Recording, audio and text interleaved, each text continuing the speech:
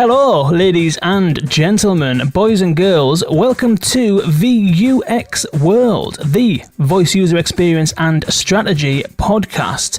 Today is going to be an interesting episode. We're talking to some people some practitioners in this space from a company who, funnily enough, it was one of the first companies I ever stumbled across when I sort of first started looking into this space. This company and these people in particular are really leading the way when it comes to voice first design, voice first user experience, creation, development, and all of that kind of stuff. We're going to get really into detail about how they go about doing this stuff, some of the challenges they've faced, some of the opportunities that exist for brands, and we'll kind of be speaking about their experience and skill set and all that kind of stuff. So ladies and gentlemen, without further ado, our guests today are Luciana Alexander Morais, who is the UX lead and voice user interface designer at Witlingo, and Brielle Nickoloff, lead VUX of research and design, also at Witlingo. Witlingo is a hugely interesting company, and we're going to get up and close and personal with Luciana and Brielle just now, and we've also got Dustin joining us again along for the ride. Ladies and gentlemen, this is VUX World.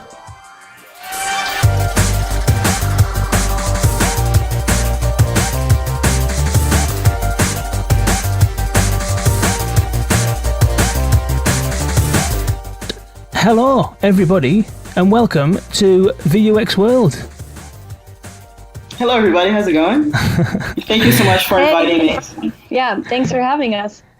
Wicked. Are you there, Dustin? How's it going? Doing pretty well, Kane. How about you? Yeah, very well. Super excited for this call with Brielle and Luciana of Witlingo.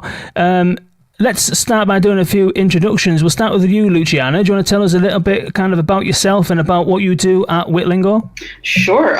So I am Witlingo's lead UX voice and research designer. And basically my role is to engage with clients, help them to discover the best approach to a voice first component, especially for new brands that are just now discovering and exploring this new world that we're in. And I develop a lot of the scripts, do the usability testing, the engaging with developers, both our internal developers, and if the client has any developers of their own, engage with them as well. And just a little bit more about me. My background is actually in UX. I have come from the traditional UX, desktop, mobile, and interaction design, and found myself in voice within the past year and a half. Just became enthralled with the world of the Amazon Echo and Google Home, Cortana, etc. And just found myself in, and now I'm at Witlingo and really loving my time here. It's a great company, great group of people that I work with. Wicked. One of them people is Brielle. Brielle, do you want to tell us a little bit about your role at Witlingo and similarly kind of how you got into the whole voice thing?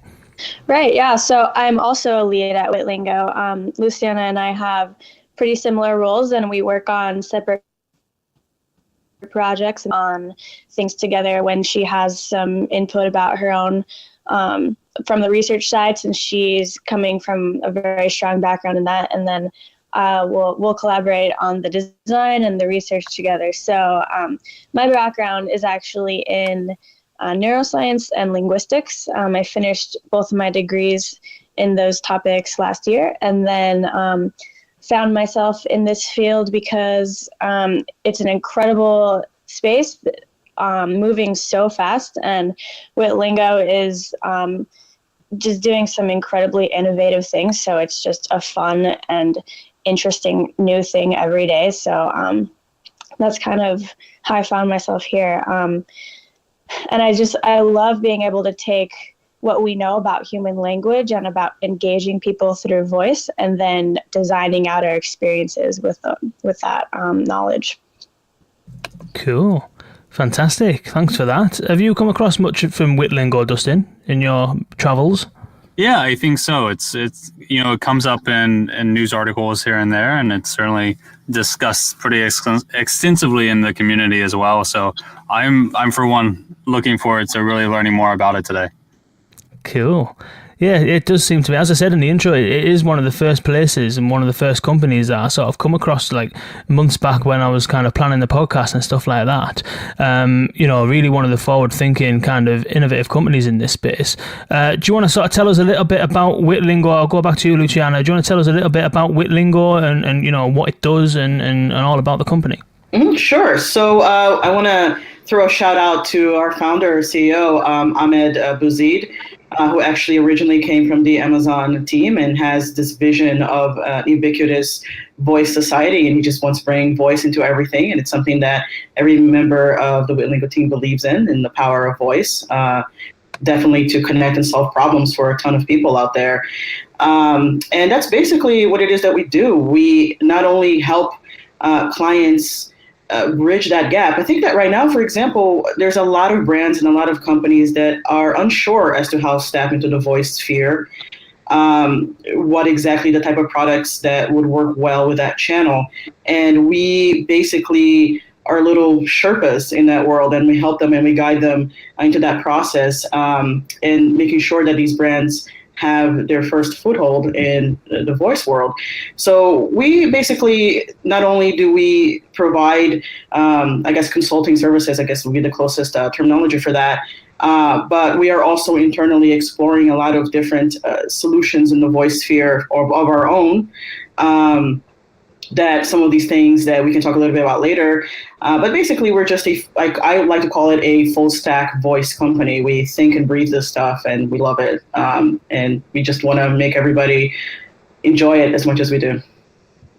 Yeah, and jumping off that, so we will work with brands to basically create an experience that will kind of bring a lot of value to their customers on these voice devices. So we can start from the very, very beginning and brainstorm ways that they want to be represented on these platforms and then build out the entire experience.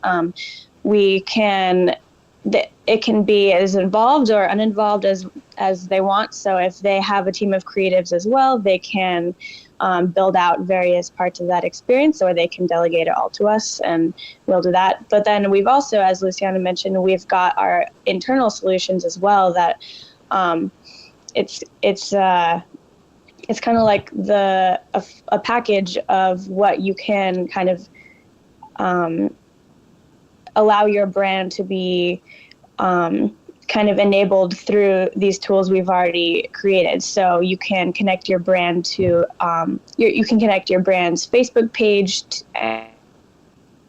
So if we call this the Voice First portal. So your company can have its own portal that is you connect the company's Facebook page through Alexa, and then all of your user base can listen to any updates and Facebook posts that come up on their Alexa. And then you can also connect an FAQ page on your company to Alexa, and there are just various different things that you can use through this Voice First portal.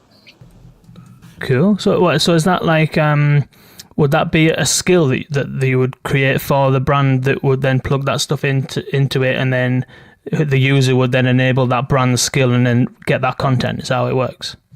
Exactly. So all these brands already have these things. They've already got a Facebook page. They've already got their FAQ pages. There's also an RSS feed. So all these brands have this content, and it's just a matter of kind of getting it onto Alexa. And we've already built the wizards and the tools to get those delivered and into the skill store in under 5 minutes. Dustin, you were going to mention something about transferring existing content, weren't you? Yeah, I think that's really interesting. I'd like to hear more. And when you say from getting it into the skill and into the skill store in minutes, does that involve? Do you all have a special connection with the skill stores providers, with Amazon, with Google, and Cortana that helps speed that process up? Go ahead, Brielle. I didn't mean to interrupt. Oh no! I wasn't good. Okay. You can talk. Yes, yeah. So we are a preferred provider for Amazon and for Google. So we have those connections, and we have, of course, access to internal teams if there are any roadblocks in the process. So we're definitely used to making sure that our clients get up and ready, up on voice as fast as possible. So yeah, we definitely have the support systems within the context of these providers. Cool. And how do you determine if the existing content is a good fit for voice, right? Not everything is. How do you go about thinking about that? So absolutely. So especially when we're talking about the Voice First portal and the interaction with Facebook, right? So we have actually a page that provides guidelines on how to tweak your Facebook content for voice. This is very similar to how you tweak any type of content for UX. If you think about it, there's some similarities there. And for one, you want to make sure that you provide context. You're basically designing for a channel that doesn't always have the ability or the privilege of using sight, right? So you want to stay away from, as much as possible, you want to stay away from the mobile sphere and whatnot. So in other words, what does that mean? So your content should be, for the most part, brief. It should provide enough context for the user to understand what that Facebook feed is about. Steer clear from things like links or just posting a link. Hey, everybody, here's a link. That tells you absolutely nothing when you're listening from a voice perspective. Make sure that you are descriptive in your text. Make sure that you are not long-winded, because the last thing that you need is an entire paragraph worth to listen to. And I think that for brands, just starting with these very, very basic content strategies for handling voice, especially for social. And since you're posting a lot of different feeds and whatnot, so users on the interface are most likely going to listen to, if you're Facebook, you're listening to anywhere from maybe 10 to 20 posts a day, depending on how active a brand is. Those are things that are very good to not inundate the user with a lot of information and make the experience enjoyable for them. So let's start there. And just to send an absolutely shameless plug, we do have guidelines on our site on how to design for Facebook. And we, of course, can help people with that as well and provide some further guidance if they need it. And what I think is interesting about what you just said is that these guidelines that you're saying sound like they would be good guidelines even if you weren't pushing it to voice. Absolutely. You never want, content is king. I'm an absolute believer in content. It's what moves so much of the world, basically. It's what people digest, what people eat up. But that doesn't necessarily mean that you have to overload a user with too much content. Just like you wouldn't want a lot of text on a page, you also wouldn't want a lot of script. So, yeah. Right. Yeah, and we actually developed these guidelines in order to give to anybody that is connected through the Facebook portal, and you're right that they are pretty good guidelines for just text in general, but then there are also very voice specific things that you wouldn't just naturally think of, like putting a phone number in a specific format, or not using hashtags on the Facebook posts because Alexa trips up on stuff like that. Little things that we've kind of dug up and kind of tried to provide to anybody who does have this connection to the Facebook portal. It sounds like that sounds like a good kind of untapped use case. I've never kind of come across that, and it sounds as though if a brand's already pretty active on Facebook, then to get themselves a presence on voice using that content and repurposing it in the voice space sounds like a pretty good idea. And we'll link to those guidelines in the show notes. So one of the things I was curious about is there a way of determining which posts to send to Alexa and which ones not to? I know that the guidelines in here, you mentioned there, Brielle, about using hashtags and stuff like that. And another question is video as well. So Facebook are really kind of pushing video, and you'll notice everyone's newsfeed is kind of full of video. So Are your clients that are taking advantage of the Facebook side of stuff, are they having to change the way they write all of their posts, or is there a kind of selective way of sending certain ones to Alexa? Right now, you're not able to select various posts, but that's something we'll be moving towards in the future. And that's also kind of an Alexa limitation where that might be kind of something that they'd have to figure out from their side, and then we could work with it. But right now, yeah. So every post, for example, that I write for Witlingo or somebody from the team writes for Witlingo's Facebook post, we just make sure to keep these guidelines in mind so that when people are listening through Alexa, every post that comes up will be in the correct format. So absolutely, I have to agree with Brielle at this point. So because we cannot specifically cater individual posts for voice, assume that anyone who's listening via Alexa is going to get all of your posts. Just assume that. So what does that mean? And I think that for brands, that's going to be very helpful to keep the voice user in mind at all times. Because I think that if you are gauging your content for the years, chances are you're going to be creating content that is brief and that is to the point and that will emit the message that you want to convey. So it's going to force you to write less and write more efficiently. And do these recommendations, I know there's also, we're moving more towards multimodal, and a lot of people are thinking that we're moving from voice first to maybe voice plus screen in a lot of these situations. Mm-hmm. Does that change the calculus for you in terms of what content is good for voice, or how you write that content?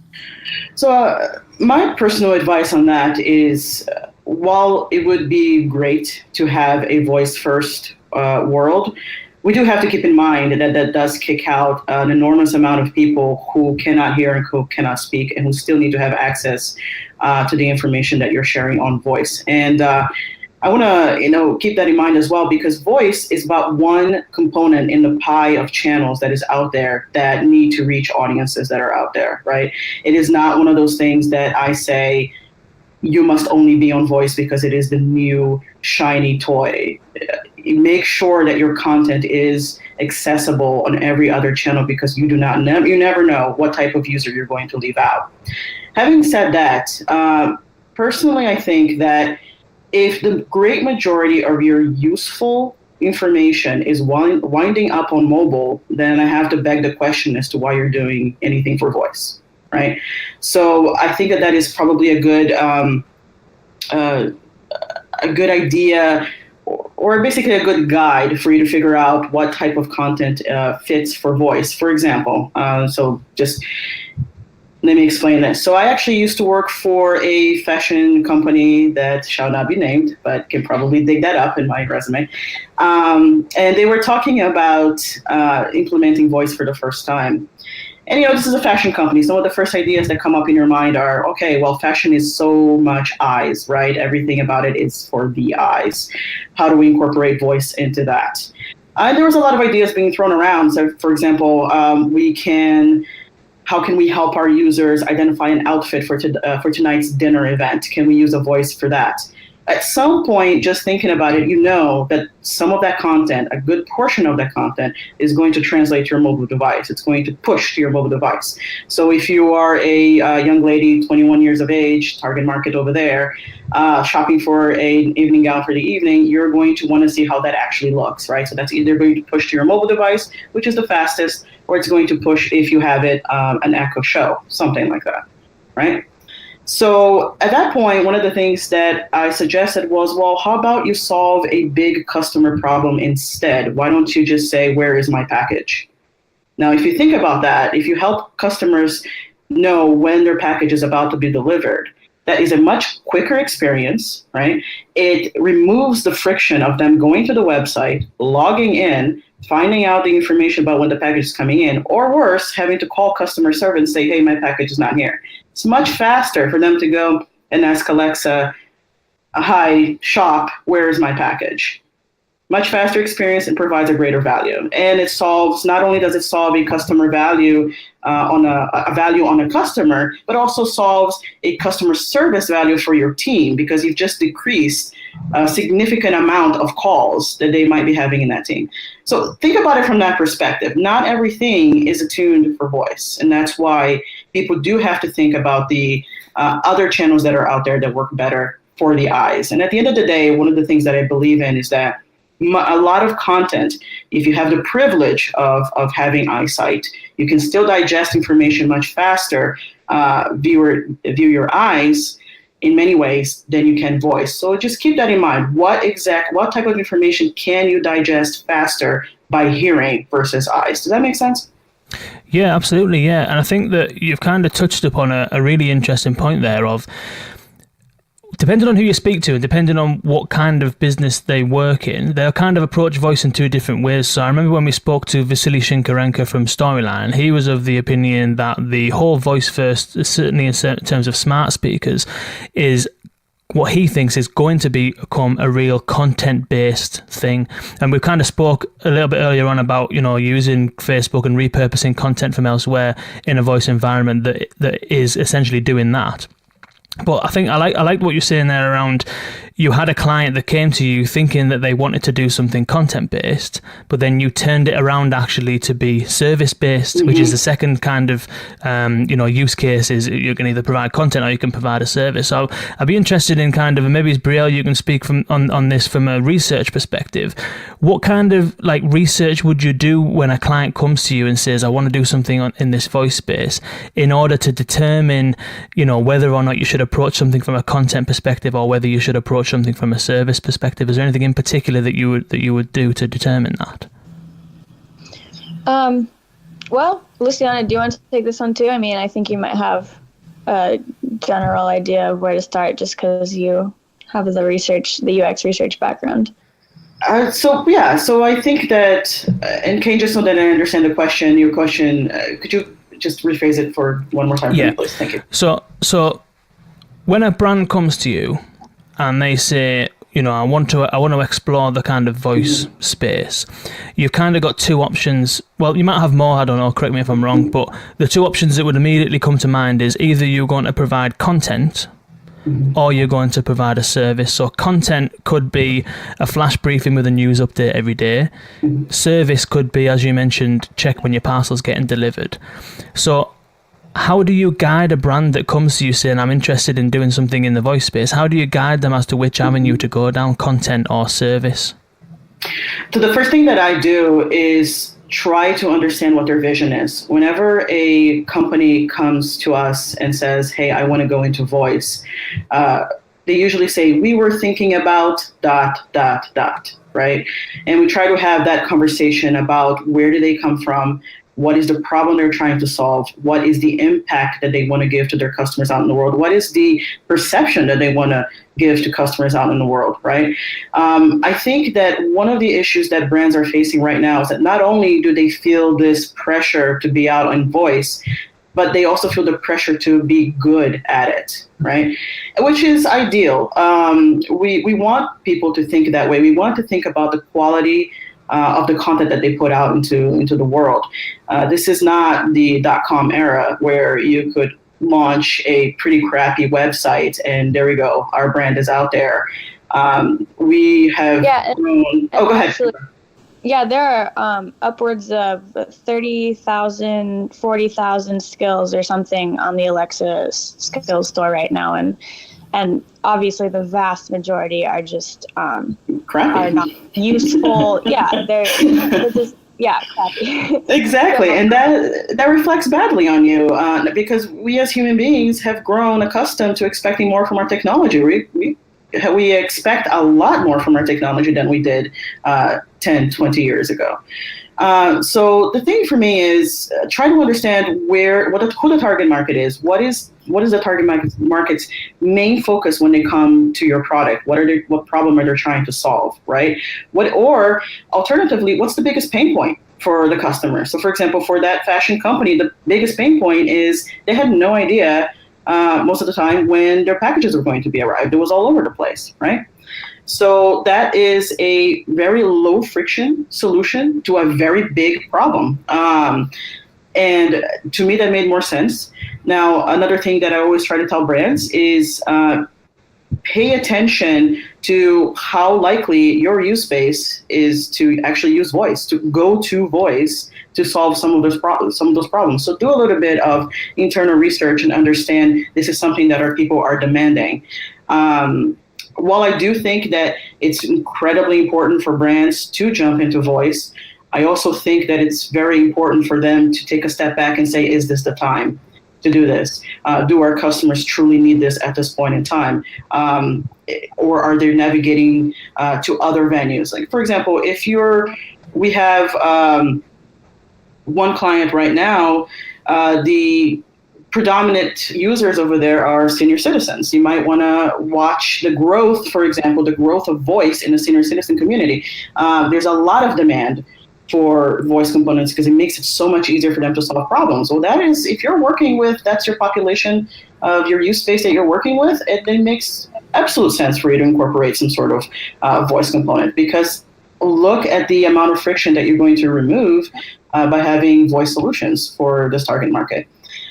So it does force brands to take a step back and say, okay, how do I better serve my users at this point and the customers that I have?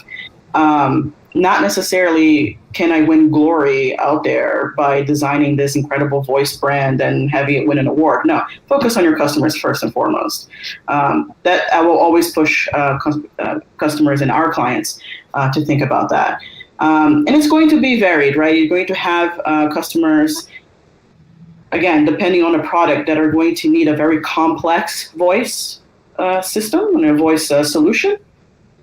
And then you're going to have some that could get away with providing really great value with a very, very honed down and tapered voice solution. So it all depends. It's part of that dance that we have with our clients. And when it comes down to it, when we're talking about user experience and customer experience as a whole, nowadays our customers are demanding so much more of every single brand, and every single touch point that a customer has with a company is another aspect of that experience that they're forming opinions about your brand. So you go online and you do the little chat bubble and ask somebody, and if it takes 5 minutes to respond, that's like a little ding on your brand. If you say, hey Alexa, I wonder if X and Y brand is on Alexa, let me try. And if they don't have a presence, or if that skill that does get surfaced comes up and it's not a good experience, that's just yet another different touch point that the customer is using to kind of form this whole opinion of any particular company or brand. And Brielle, I think you touched on something really interesting that always gets brought up when you talk to skill developers, which is discovery. How do you recommend having these brands, customers discover that they have skills in the first place, skills or actions? Yeah, that's a very, very big challenge that we're all solving right now. We like to use the example. So Cisco, you have CISEO and you've got SYSEO. So we've got two brands, same name, and it's basically like who can get onto voice quicker, and whoever does gets that real estate, That's one problem. And then another problem is, how do you kind of get customers aware of whether you are on voice or not? Because it's not like your users right now are not very savvy with figuring out how to discover various things on Alexa. They can't scan through content. They can't look through what their options are. So this is a challenge we're kind of tackling from all directions, and it's a combination of kind of getting other social channels, kind of putting that out through other marketing channels, but there's a general discoverability problem that we're all kind of trying to figure out right now.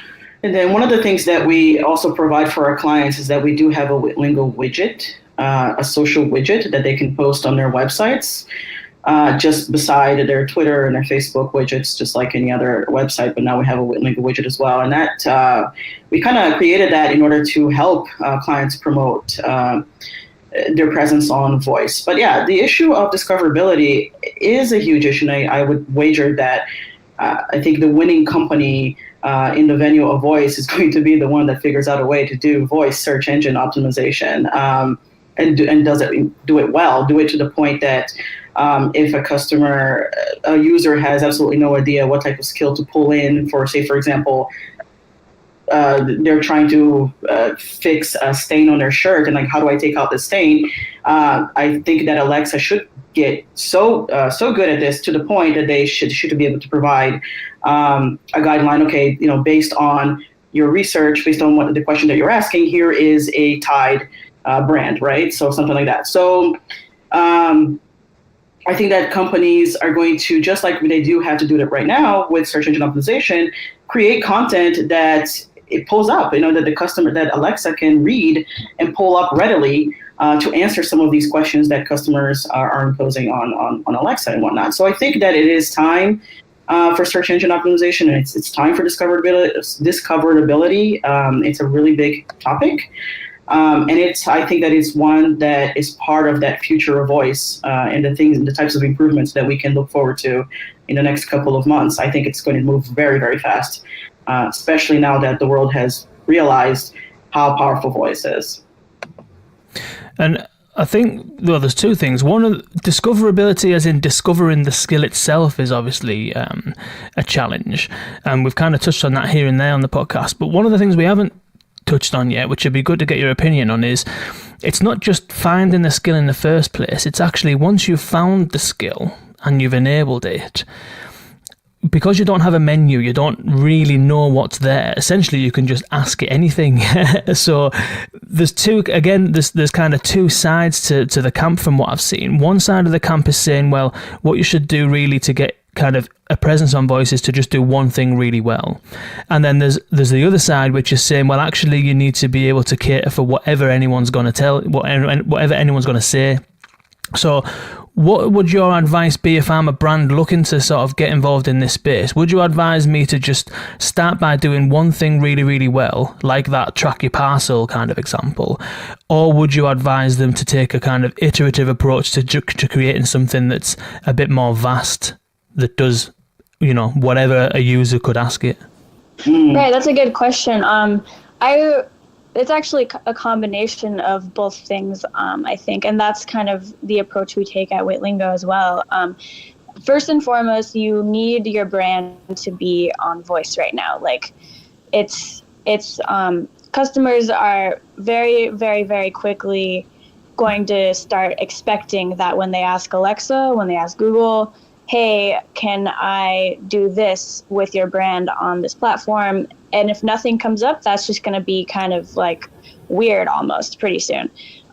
Or even right now, I'm sure people expect it right now. So you need to get out there and you need to have, and it can't be a crappy experience, right? So focus on one thing right now. Focus on, like Luciana mentioned, a big pain point that your customers are dealing with, or if you're kind of an interactive company or a family-focused company, even getting something educational or like some entertainment, like family-friendly entertainment that relates to your brand, and then iteratively release new versions. So you want to get something out there that works really well and ideally solves a problem or provides content.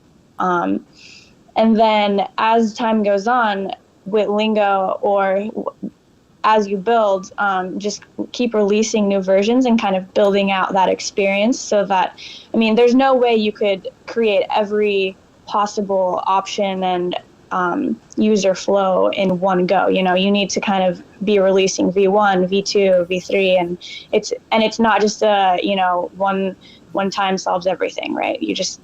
And your customers' expectations are going to be adapting and changing as well. So it's kind of a combination of both of those solutions. I agree with what Brielle has to say. I think that for brands, first of all, understand that voice is going through its own changes and its own evolution and its own progressions.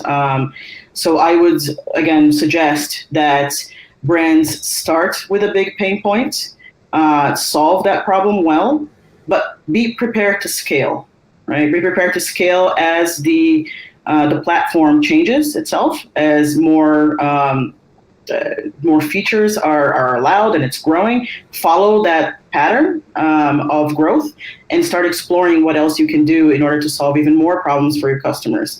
I try to steer clear from really complex voice apps and voice skills, only because you always run the threat of building an IVR system, right?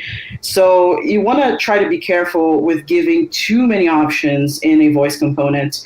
Otherwise, what you have is a telephony system, and no one needs that. So definitely focus on the pain point. You will absolutely solve a lot of problems for your customers if you just take that one ridiculous complaint that they have and you allow them to solve it through voice. And then would you recommend in that case, as they grow with the platform, that they create micro skills that solve individual problems, or should it roll up within the brand, or does it depend on the brand itself? It depends on the brand itself. So say, for example, let's say that a brand has an idea for a pain point, and somewhere along the way in the discussions they say, oh, it would be great if we could do this, but the Alexa doesn't allow us to do that yet. Hold that, park it for a second. At some point it will be available, and at that point it might make sense for you to incorporate, okay, now we can do this, let's bring that in, right? That might make sense for you for one of your components.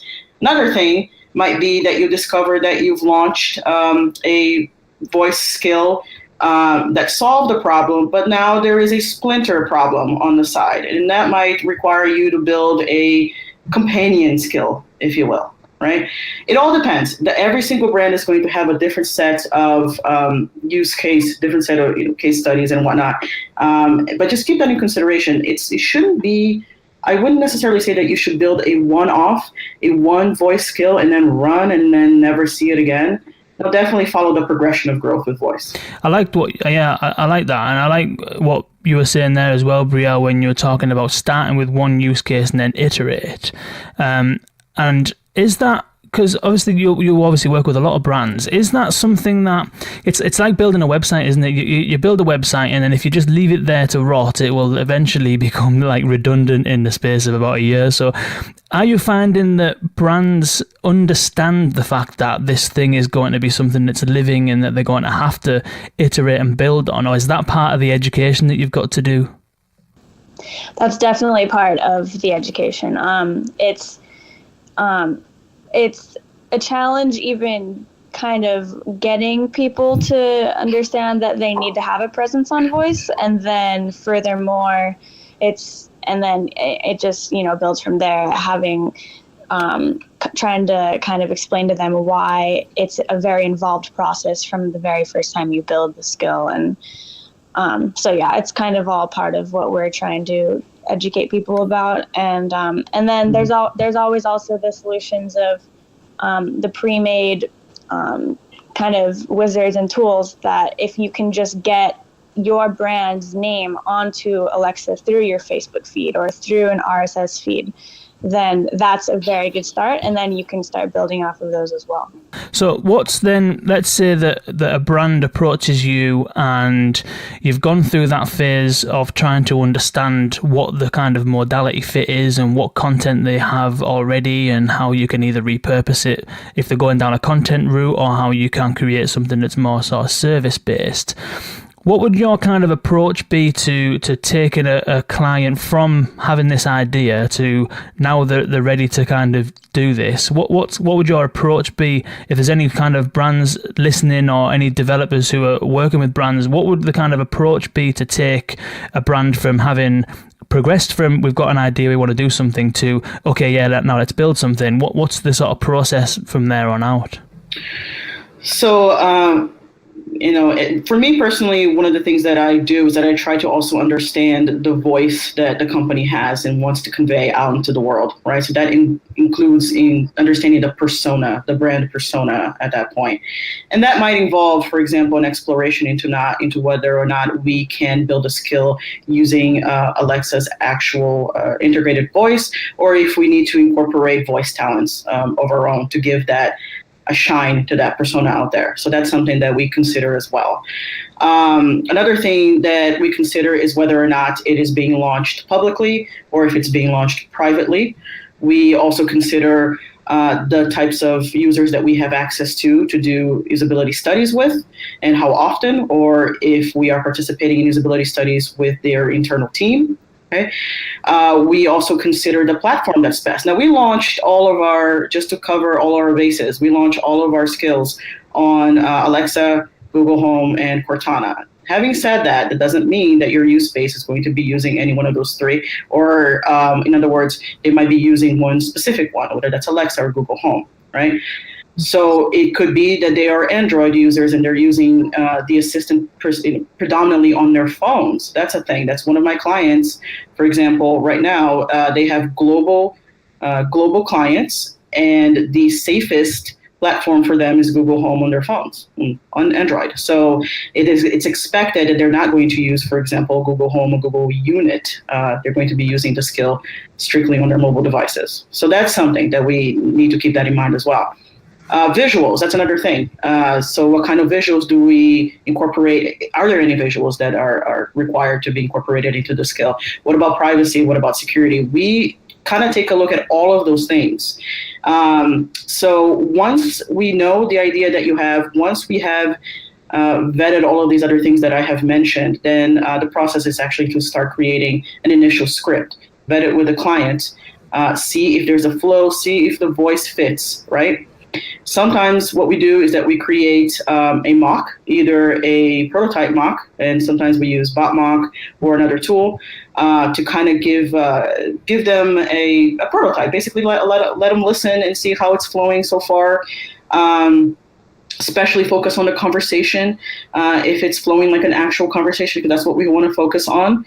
If it's hitting all of the points and solving those pain points that we've discussed. And then what we do is that once we create those iteratively, and we have come closer to a script that's very, very close to what it is that the client needs, then we start to actually develop a demo, right? And this demo will come as close to the real thing as possible. We, at that point, will incorporate some sort of usability tests with customers to try to get an idea of if we're hitting the marks there. And basically the whole process is very similar to a UX or a design thinking process. We do things iteratively until we get to a point where we feel, okay, great, let's launch. So there's a lot of involvement from usability from users and from a client, and a lot of back and forth in the conversation to making sure that the voice component is actually as close to a efficient voice conversation as much as possible. So it's a cool process, but it's very similar to a UX and a design thinking process.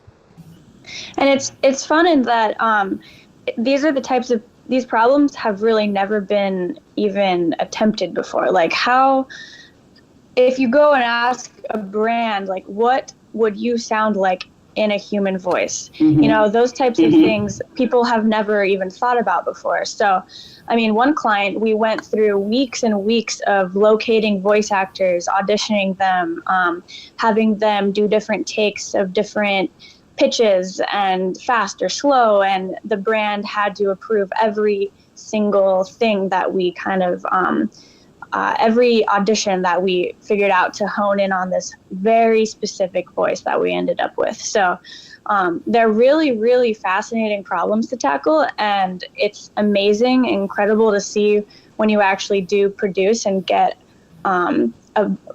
you voice enable a brand. You have the experience, you have the conversation, you have the actual voice that you're interacting with. And it's very, the whole experience is just incredible to see through.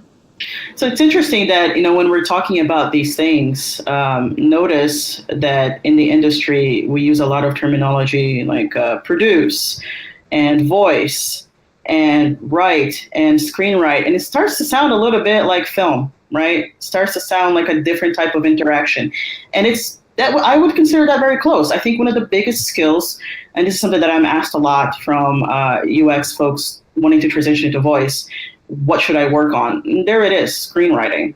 Start thinking in terms of interaction for the years, right? So if you were to create, for example, an old-timey type of radio show, or it's something that you're familiar with, Kane, podcasts, right? It's a different type of channel. But the actual discovery and the problem solving of it, you can bring some of those things that you have learned from your UX practice over to it. Just kind of have to switch it into a almost film-like screenwriting type of thought. It changes your thought process, and that's what I find fascinating about voice. It forces us to think in a completely different way, and it's a very, very creative channel. I think there's quite a few similarities with, filmmaking and stuff like that. I touched on the flash briefing a couple of weeks back around the concept of sound design and how important sound design is. And if you can watch a film without the picture and still get the gist of what's happening, but you can't really watch a film without the sound and still be immersed in it. So it's kind of like the whole kind of voice first experience does lend itself to more of a film kind of production environment and from a sound perspective. So let's just kind of touch on a few things before we wrap up then. We'll kind of go to both of you one at a time. What's the most exciting project that you've worked on so far? You don't necessarily have to name names or anything like that, but just some of the most, what's the most satisfaction you've had from building sort of either skills or apps or anything like that? We'll start with you, Brielle. Let's see. It might have to be a project that we've created kind of an interactional family experience for. So it's going to be launching very soon in mid-June. And kind of keep an eye out for that. So it is basically geared towards parents and younger toddlers, like 1 to 3, kind of addressing a pain point of family life and creating sort of a very fun experience for a specific part of family life. I'm not sure I can say more than that, but it's a big project. We kind of started out with, okay, what do you want to even do on voice? And how can we work with you to kind of creatively build out this experience? Because there wasn't a sort of like an option, kind of like we were discussing earlier. They didn't really want to solve a problem necessarily, like when is my package arriving? It was more of just, we want our brand to be kind of on this platform in a very fun way, because they're a very, very toddler-oriented and family-based company. So building out an entertaining experience has been really unique, and kind of honing in on the correct voice, the correct script, and every feature that we've built out from start to finish has been a very wild ride. So yeah, that should be coming out soon, and keep an eye out for that. Cool. What about you, Luciana? Yeah, so for me, I think one of the most challenging projects that I've had, and I've been having so much fun with this team working on this, is we are creating a skill, an action. It's a Google Home action to help students, business students, or actually not business students, but business professionals who are trying to learn English for the first time, so non-English speakers, and giving them another channel to practice English. So these guys and girls are about level 3 or so of their English. In other words, they understand a lot of vocabulary.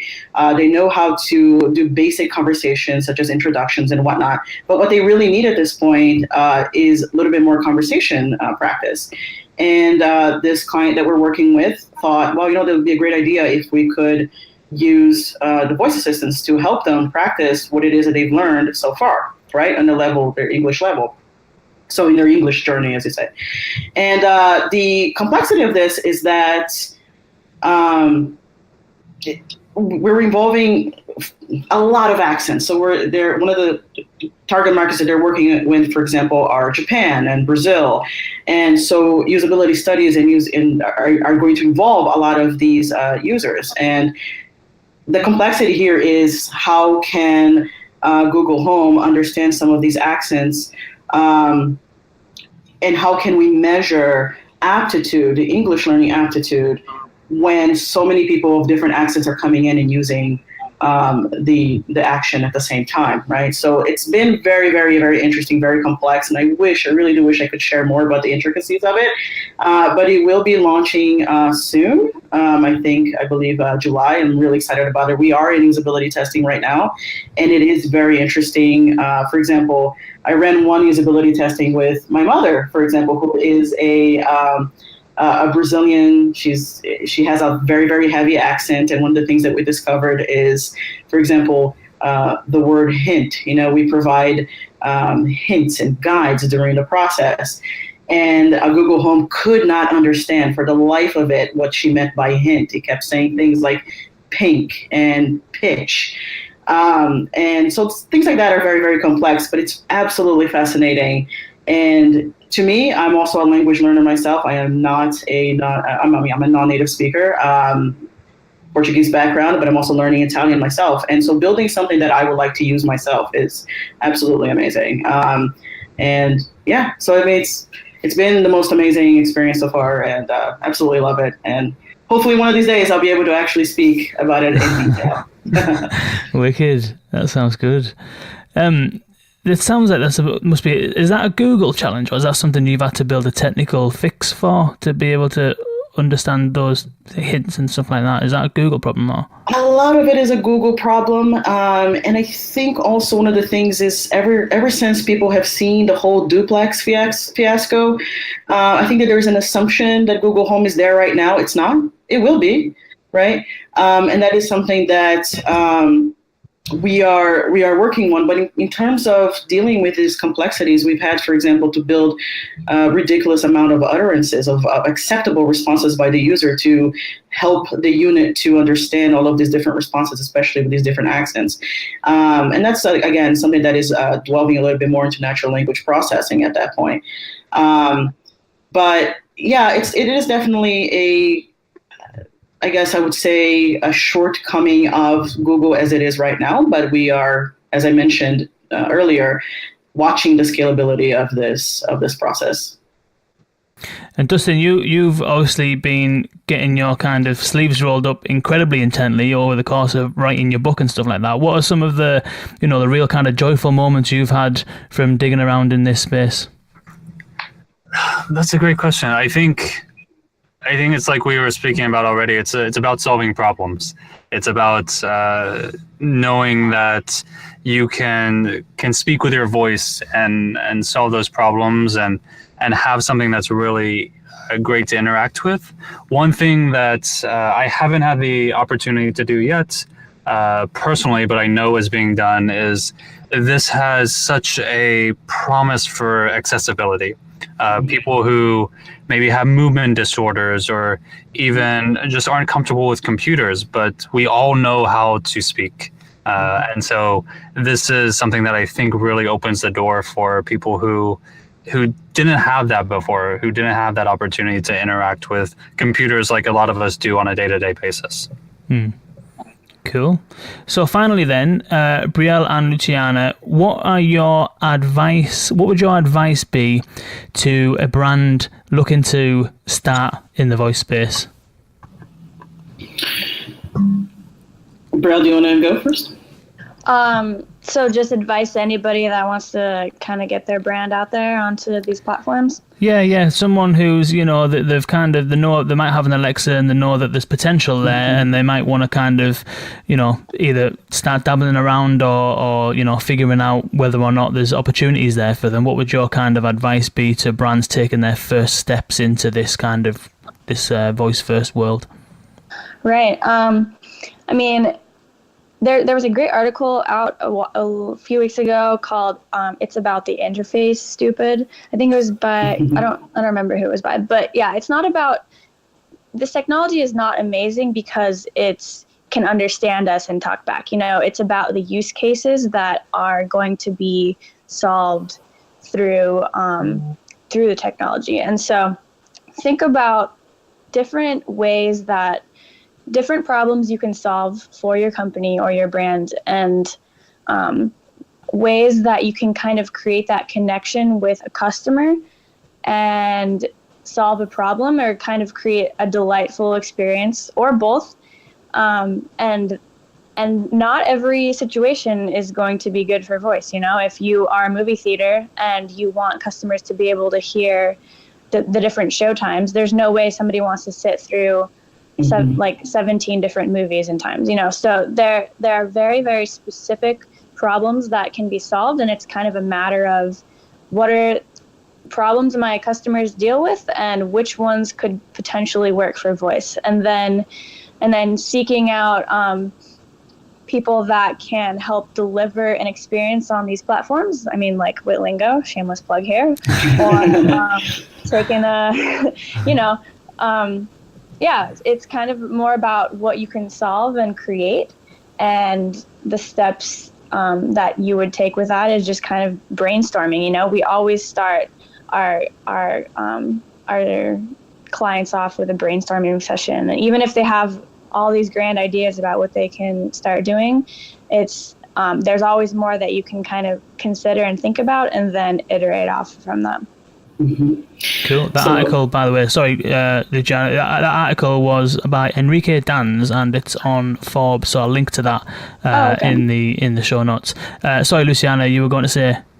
Yeah, I was just going to say that I'm going to piggyback on what Brielle has said and reemphasize that to start, focus on a pain point. Definitely focus on a pain point that your customers are facing, and whether or not that pain point can be easily solved through a short conversation.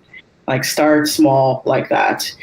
Feel yourself around the voice, and then start expanding as you gain more confidence with the channel. Cool. And of course, give Witlingo a call when you get to that point. So we'll obviously put the link for Witlingo in there. Where can people reach out to either Witlingo or yourselves and kind of follow what you're up to? So I am on LinkedIn, Luciana Morais. You can find me there. You can also find me on Twitter at Luke Alex Morais. I know my last name is a little bit iffy. You can find Witlingo, of course, at witlingo.com. We're also on Twitter. We're also on Facebook, and we are on LinkedIn. We do a lot of postings. We're pretty active on social media. And also, if you happen to be in the DC region, Ahmed is one of the founders for the Ubiquitous Voice Society. So we run a lot of meetups helping customers here in the area, and I think we're spreading as well. The meetups are spreading all over the United States as well. So go on meetup, find us. And Europe, yeah, that's right, Europe, yeah. So find us out there. So we're trying to bring voice and educate people and bring customers and have this conversation. Yeah, anyone's welcome to start a chapter of the Ubiquitous Voice Society. Well, I think Luciana covered all the big ones. We find us at Witlingo on Twitter.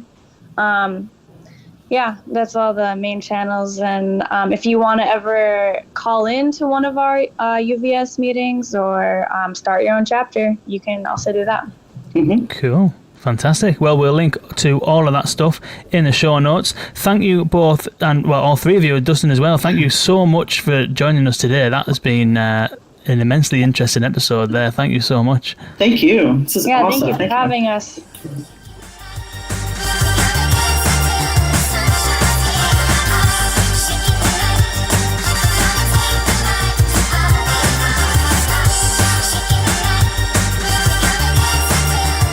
Wow, that was such an interesting conversation. It went in ways that I wasn't really expecting it to go. We kind of had a bit of an outline at the start, but I'm so glad that we kind of delved deeper into the whole brand side of things and how brands can navigate this space, because it's not only something we haven't covered yet on the podcast, but it was also immensely valuable because it is, the voice first space is really starting to kind of gain traction. It's getting a lot of coverage in a lot of different areas, and I know that there's brands out there thinking, what the hell does all of this mean? And I think that Luciana and Brielle have really covered some really valuable points there, from discovery to creation to getting started to focusing on a solid use case to iterating and the kind of commitments that it will take for you to get your voice first presence to reach its potential, and the importance of getting on it now. So do think about that. Thank you so much both for joining us today. Thank you, Dustin, as well, and thank you all for listening. Now until next time, see you later.